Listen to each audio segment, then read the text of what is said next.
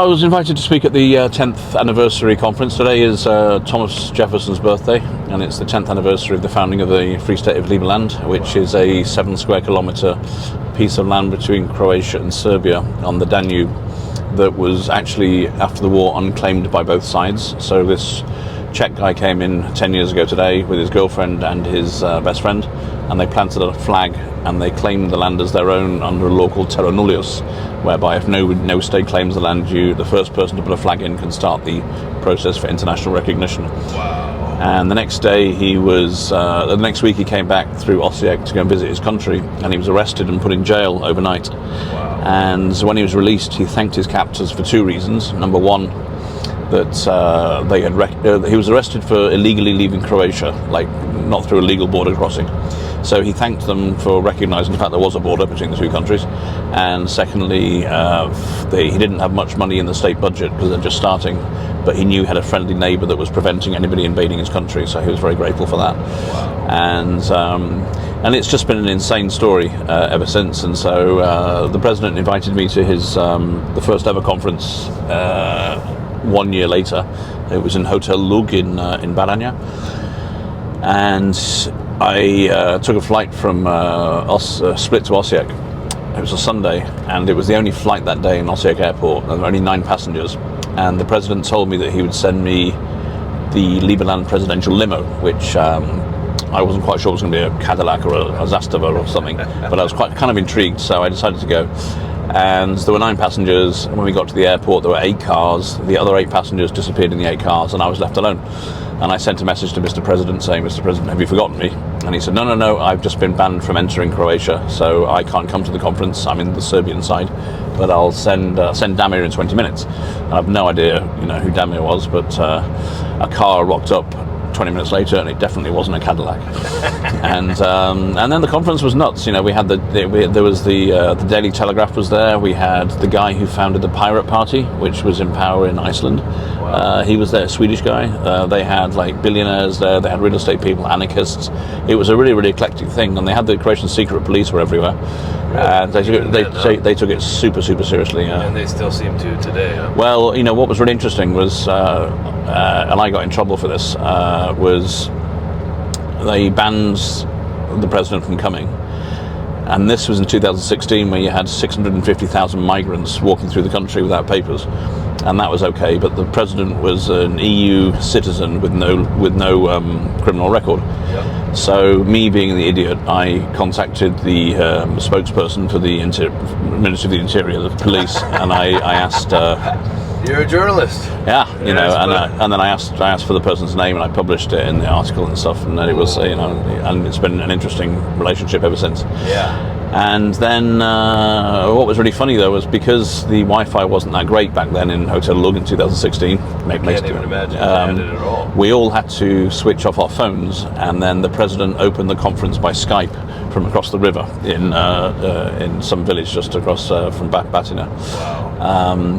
And that was it. And so I followed the story. I eventually went to Liberland. I had a beer with the president at the Liberland beach bar. We were drinking Liberland ale, having gone through a Croatian police check on the Danube. It was quite surreal. So for me, it was a really interesting story like that of just totally random, like my favourite writer, Evelyn Waugh, from the 1920s.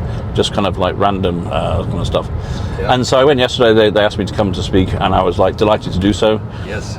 I mean, just to give you an idea of how things have moved from a guy and his girlfriend and his best friend putting a flag, the speakers there included 2 former US presidential candidates, including Ron Paul. David Icke, the conspiracy theorist, was there. His son was in person there. The current Prime Minister of Liberland is a Chinese-born crypto billionaire with a fortune of $8.5 billion. We're going left here? Yep. Yeah. And so, and then I came on, and it was kind of, I was really happy to see that things have evolved, and the whole, he's having a great time. He's traveling the world, and they've got 130 embassies around the world, and it's so much more than 7 square kilometers of land, the whole concept of Liberland now. But then there was an Italian influencer in front of me with 1.4 million fans, and he'd just heard about Liberland 3 days ago and thought this was an amazing thing. And I'm totally happy. And then I was doing my speech, which was about the Croatian media perspective of Liberland since 2015. Yeah. And I just said, how many people were at that conference in 2016? And Mr. President, you weren't there because you were banned from the country. 2 people put their hands up. Wow. So, and I just thought, here's everyone celebrating 10 years and nobody knows really what it was like. So I just kind of went on, talking about the original thing. And for me, I'm really, really happy for the president, and I think the story's been amazing. I think his journey's been amazing. For me, the Liberland that attracted me, this sort of like crazy story of the David versus Goliath kind of thing, that's kind of gone now, and it's now become a more corporate, a bigger interest. Is it unfair to characterize it as a passport pyramid scheme, something of that nature? Do you know what's really interesting is when Schengen came. Where am I going? This way. Sorry, up there. Yes. So the thing is, you got this piece of land, and it's not claimed by Croatia or Serbia. And the reason it's not claimed by either is very simple to explain. The Danube used to flow down like this, for example, and now today it flows in a slightly different way. Yep. And the Cataster, with all the land plots, was done by the Austro-Hungarians back in the 1800s. Mm-hmm. So when you look at the actual pieces of land, then you see that there are bigger pieces of land on the Serbian side, and then smaller pieces of land like Liberland on the Croatian side. Mm-hmm. And so Liberland officially, the Cataster belongs to Serbia, mm-hmm. and then these other places belong to Croatia. And if you've ever been to Kengia? Nope.